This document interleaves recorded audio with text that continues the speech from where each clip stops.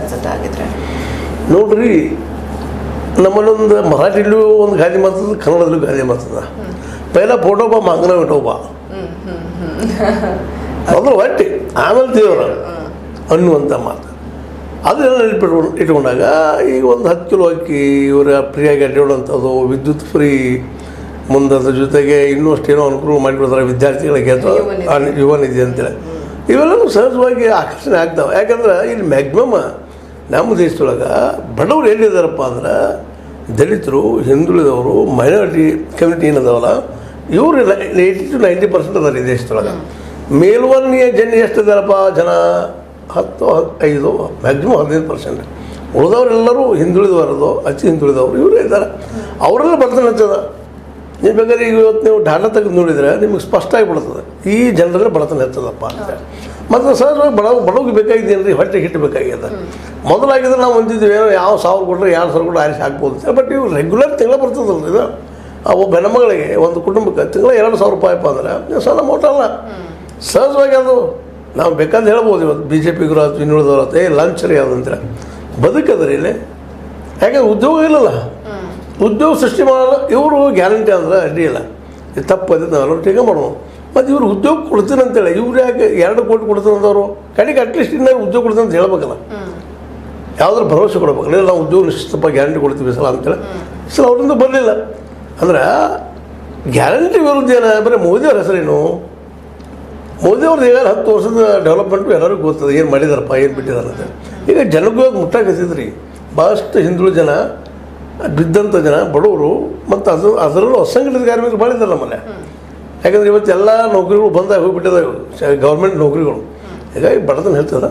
Most probably ಅವರೆಲ್ಲರೂ ಈ ಗ್ಯಾರಂಟಿಯನ್ನು ನಂಬಬೇಕಾಗಿದೆ, ಬೇರೆ ಹೇಳಿಲ್ಲ. ಇಲ್ಲಪ್ಪ ಮತ್ತೆ ಮೋದಿಯವ್ರ ಜೊತೆಗೆ ಮತ್ತೊಂದು 5 ವರ್ಷ ಜಗ್ಗುದ. ಓಕೆ, ಅಂದ್ರೆ ಆ ಒಂದು ಧೈರ್ಯ ಮಾಡೋದಕ್ಕೆ ಜನ ರೆಡಿ ಇಲ್ಲ. ಕಷ್ಟಪಟ್ಟು ನಾವು ಅಂತ ಇದ್ವಿ. ನೋಡ್ಬೇಕು, ಜೂನ್ 4 ಗೊತ್ತಾಗಿಬಿಡ್ತದೆ. ಗ್ಯಾರಂಟಿ ಮೋದಿ ಗ್ಯಾರಂಟಿನೋ ರಾಹುಲ್ ಗ್ಯಾರಂಟಿನೋ ಅಂತೇಳಿ.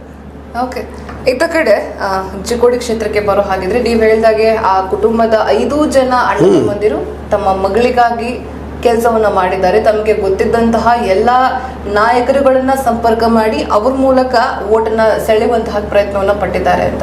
ಎಷ್ಟರ ಮಟ್ಟಿಗೆ ಯಶಸ್ಸಾಗಿರಬಹುದು ಅದರಲ್ಲಿ ಅಂತ ನೋಡ್ರಿ, ಇದೇನ ಹೇಳಿದ್ವಿ, ಕೌಟಿಗೆ ಮಠ ಅಲ್ಲ, ನಮ್ಮ ಕುಮಟಳ್ಳಿ ಅಂತ. ಕುಮಟಳ್ಳಿ ಶ್ರೀಮಂತ್ ಪಾಟೀಲ್ರು ಮುಂದೆ ಅದ್ರ ಜೊತೆಗೆ ಅಲ್ಲಿ ಭಾಳ ಜನ ಇವ್ರ ಸಂಪರ್ಕ, ಇವನ್ ರಮೇಶ್ ಕತ್ತಿಯವ್ರ ಜೊತೆಗೆ ಇವ್ರ ಸಂಪರ್ಕ ಚೆನ್ನಾಗಿದೆ. ಮತ್ತು ಸ್ವತಃ ಅಲ್ಲಿ ಅವ್ರ ಮಗಳಿರೋದ್ರಿಂದ. ಮತ್ತು ಇನ್ನೊಂದು ಏನು ಪ್ಲಸ್ ಪಾಯಿಂಟ್ ಐತೆ ಅಂದ್ರೆ ಹಿಂದುಳಿದ ಅಥವಾ ದಲಿತ ಸಮುದಾಯಕ್ಕೆ ಸಮೀಪಿಸಿದಂಥ ಆದಿವಾಸಿಗಳ ಕುಟುಂಬಕ್ಕೆ ಸಂಬಂಧಿಸಿದವರು ಇವರು. ಈ ಜನ ಎಲ್ಲ ಹೆಚ್ಚು ಕಡಿಮೆ ಅಲ್ಲಿ ಮತ್ತು ಹೆಚ್ಚಿಗೆ ಮೊದಲು SC ಇರ್ತದೆ ರಿಸರ್ವೇಷನ್ ಆ ಭಾಗ. ಬಿ ಸಂಗಣ್ಣಂತಂದರು ಅವ್ರು 7 ಸಲ ಆರಿಸಿ ಬಂದರು. ನಂತರ ನಮ್ಮ ಇವರು ರಮೇಶ್ ಜಿಗ್ಜನ್ಗಿವರು 3 ಸಲ ಆರಿಸಿ ಬಂದಿದ್ದರು. ಹೀಗಾಗಿ ಆ ಭಾಗದಲ್ಲಿ SC ಕಮ್ಯುನಿಟಿ ಜಾಸ್ತಿ ಇರೋದರಿಂದ ಅದು ಸಹಿತ ಪ್ಲಸ್ ಆಗಿರ್ಬೋದು.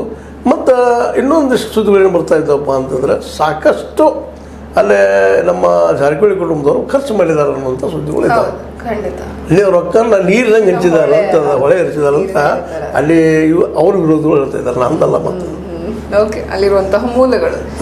ಓಕೆ ಸರಿ, ಇವಾಗ ನೀವ್ ಹೇಳಿದಾಗೆ ಜಾರಕಿಹೊಳಿ ಅವರು ದುಡ್ಡಿನ ಹೊಳೆನ ಹರಿಸಿರಬಹುದು, ಜೊತೆಗೆ ಈ ಗ್ಯಾರಂಟಿಗಳ ಒಂದು ಅಬ್ಬರವನ್ನು ತೋರಿಸಿರಬಹುದು, ಆಮಿಷ ವಾಟ್ ಎವರ್ ಅದನ್ನು ತೋರಿಸಿರಬಹುದು. ಆದ್ರೆ ಅಣ್ಣಾ ಸಾಹೇಬ್ ಜೊಲ್ಲೆರವರು ಆ ಪ್ರಾಂತ್ಯದ ಜನರ ಜೊತೆಗೆ ತುಂಬಾ ತಮ್ಮ ಮನೆಯವರು ಅನ್ನೋ ರೀತಿಯಲ್ಲಿ ಜನ ಅವ್ರನ್ನ ನೋಡ್ತಾರೆ.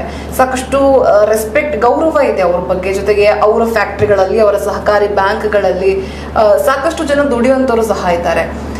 ಸೊ ಒಂದೊಂದು ಕುಟುಂಬದಲ್ಲಿ 4-5 ವೋಟ್ ಅಂತ ನೋಡಕ್ ಹೋದ್ರು ಕೂಡ ಅಲ್ಲಿ 1000 ಜನ ಕೆಲಸ ಮಾಡುವಂತಹ ಕಾರ್ಮಿಕರಿದ್ದಾರೆ ಇವರು ಅಣ್ಣಾ ಸಾಹೇಬ್ ಜೊಲ್ಲೆ ಅವರ ಕೈಯಲ್ಲಿ.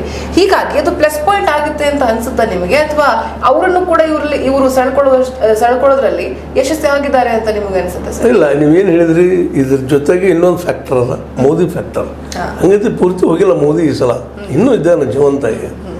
ಆದ್ರೆ ಆ ಮೋದಿ ಫ್ಯಾಕ್ಟರ್ ಮತ್ತು ಈಗ ನೀವೆಲ್ಲ ಹೇಳಿದ್ರಲ್ಲ ಈ ಲಿಸ್ಟ್ ಸರಿನಾ, ಅದು ಇನ್ನೊಂದು ಫ್ಯಾಕ್ಟ್ರಲ್ಲಿ ಕೂಡ ಅದ. ಅದನ್ನು ಇತ್ತೀಚೆಗೆ ಹೊರಗೆ ಬರ್ತಾ ಇದೆ. ನಾವು ನಮ್ಮ ಡಿಸ್ಕಷನ್ದಲ್ಲಿ ಹೇಳಿದ್ದೇನೆ. ಯಾಕಂದ್ರೆ ಬೆಳಗಾವಿ ಜಿಲ್ಲಾ ಮಟ್ಟದಲ್ಲಿ ಇವತ್ತು ಈ ಒಂದು ಜಾರಕಿಹೊಳಿ ಕುಟುಂಬದ ಎದುರ ಹೋಗಿ ನಿಲ್ಲುವಂಥ ಪ್ರಸಂಗ ಬಂದು ನಿಂತದ ನಮಗೆ. ಇನ್ನು ಚಿಕ್ಕೋಡಿಗೆ ಇವರು ಬಂದ್ರಂದ್ರೆ ನೀವು ಅವ್ರ ಮುಂದೆ ನಿಲ್ಲುವಂಥ ಪ್ರಸಂಗ ಬರ್ತದೆ ಅಂತೇಳಿ ಜೊಲ್ಲೆ ಮತ್ತು ಅವ್ರ ಹಿಂಬಾಲಕರು ಸರಿಯಾಗಿ ವ್ಯವಸ್ಥಿತವಾಗಿ ಪ್ರಚಾರ ಮಾಡಿದಾರಂತ ಪ್ರಚಾರ ಮಾಡಿ ಅವ್ರು ಬಂದರೆ ನಿಮ್ಮ ಸ್ವತಂತ್ರ ಹೋಗಿ ಬಿಡ್ತದೆ, ನೀವು ಅವ್ರು ಗುಲಾಮರಾಗಿ ಬಿಡುವಂಥ ಪ್ರಸಂಗ ಬರ್ತದೆ. ಪ್ರತಿಯೊಂದಕ್ಕೆಲ್ಲ